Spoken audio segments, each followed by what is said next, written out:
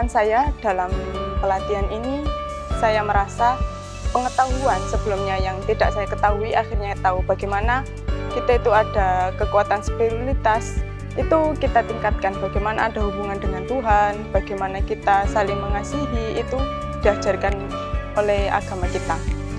Bagaimana kita juga mengetahui ada dasar kita harus menyayangi sesama manusia. Dan bagaimana kita ada pengetahuan lagi, yaitu soal kebangsaan dan lingkungan. Yaitu materi kebangsaan. Bagaimana di kebangsaan itu ada sistem demokrasi.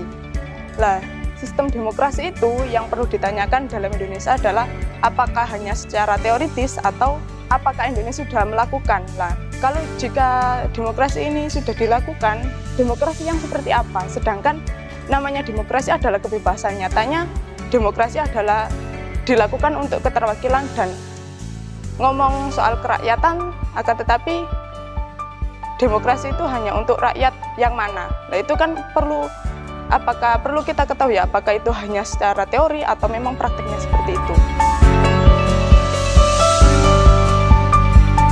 Ya, bagaimana kita bangun kesadaran, bagaimana kita harus, apalagi seorang mahasiswa, kita meningkatkan, ada waktu senggang untuk kita memikirkan apa yang ada di problem yang ada di masyarakat itu.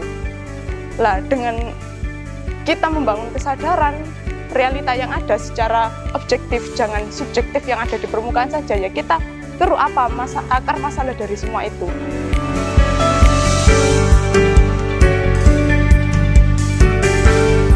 Lah, untuk pesan terkait itu, lah kita itu sudah dalam agama, kalau kita cinta Indonesia itu sudah diajarkan bagaimana kita harus berdamai dengan keberbedaan.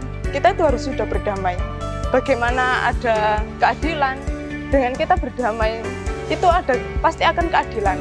Tidak ada ketimpangan dalam keadaan yang seperti itu.